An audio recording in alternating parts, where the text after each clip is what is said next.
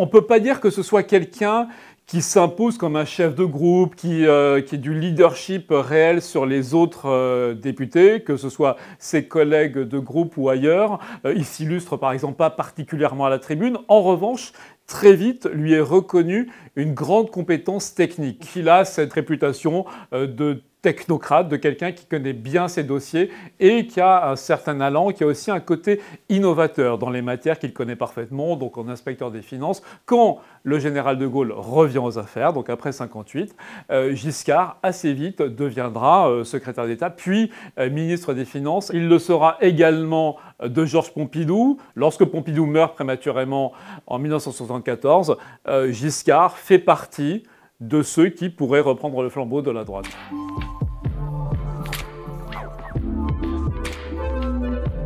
Il va arriver en avance à l'Élysée. Eh bien, que voulez-vous?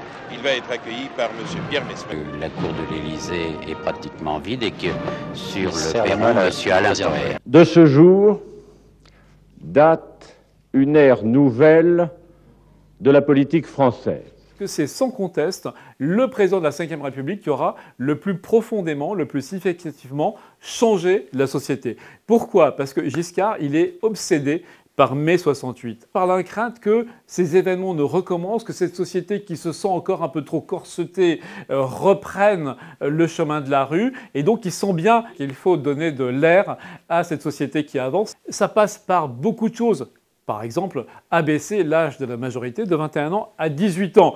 Il en paiera le prix d'ailleurs, parce que 7 ans plus tard, ces jeunes à qui il a donné l'âge de voter, eh bien, ils voteront Mitterrand, ils voteront socialiste, ils voteront pas pour lui. C'est surtout le grand chantier, la grande œuvre de l'IVG, la légalisation de l'avortement. Alors c'est Simone Veil qui porte la réforme, qui se fera conspuer, insulter, malmener au sein de l'Assemblée. Giscard, entendant cela, voyant cela, envoie Chirac ramener l'ordre parmi les troupes. Et donc, disons que cette réforme sera menée d'un commun accord entre eux. Mais c'est vrai que les lauriers en sont revenus à Simone Veil. Il ne faut pas cacher que Giscard était un peu froissé, que son rôle à lui soit mis de côté, soit un peu négligé. La vraie marque de ce président, c'est l'engagement européen. Il est le président qui va ancrer la France dans la construction européenne, notamment avec ses relations extrêmement proches, extrêmement confiantes et constructives avec le chancelier allemand Helmut Schmidt. Tous les deux hommes d'ailleurs, vont mettre sur pied les bases de la future monnaie unique européenne.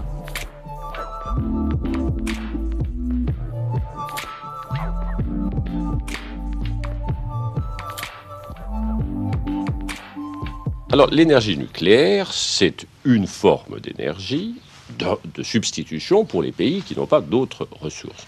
Cela pose des problèmes nombreux d'environnement, de sécurité, de pollution, et chacun de ces problèmes doit être traité avec le plus grand soin.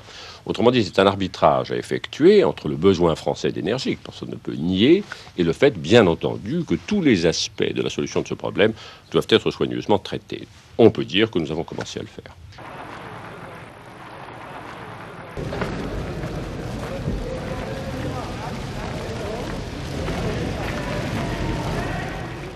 Pour lui, c'est un vrai choc. On le sent d'ailleurs avec cette scène qui deviendra un moment culte de télévision, les adieux de Giscard à l'Élysée. Au revoir.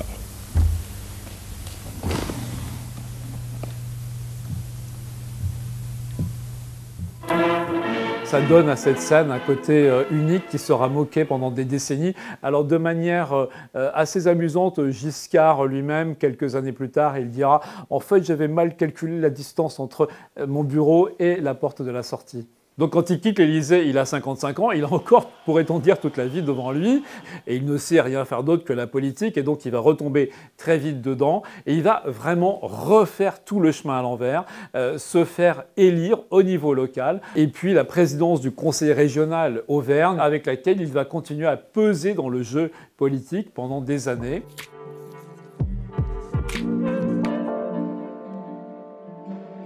il y a une convention européenne des politiques, des experts de tous les pays qui sont chargés de réfléchir à l'avenir de l'Union européenne après l'élargissement, les 10 pays de l'Est qui vont arriver donc en 2004. Il faut réformer cette Europe. Giscard donc est un petit peu le patron de cette équipe transnationale et il ambitionne surtout de devenir le futur premier président de l'Europe. Simplement pour ça, il faut que la Constitution soit adoptée.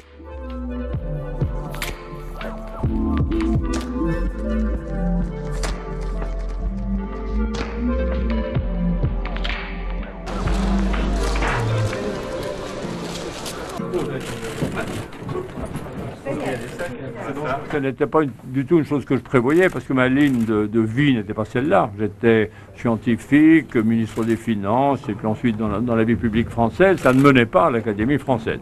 Donc ça a été, si je puis dire, une surprise heureuse. Les dernières années, disons à partir de 2010, Giscard devient en quelque sorte le vieux sage de la politique française.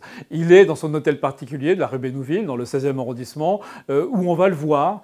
Les politiques, notamment, ils vont, non pas en pèlerinage, parce que l'homme est encore actif. D'ailleurs, quand il n'est pas rue Bénouville ou dans l'une de ses résidences, notamment le château d'Auton dans le centre de la France.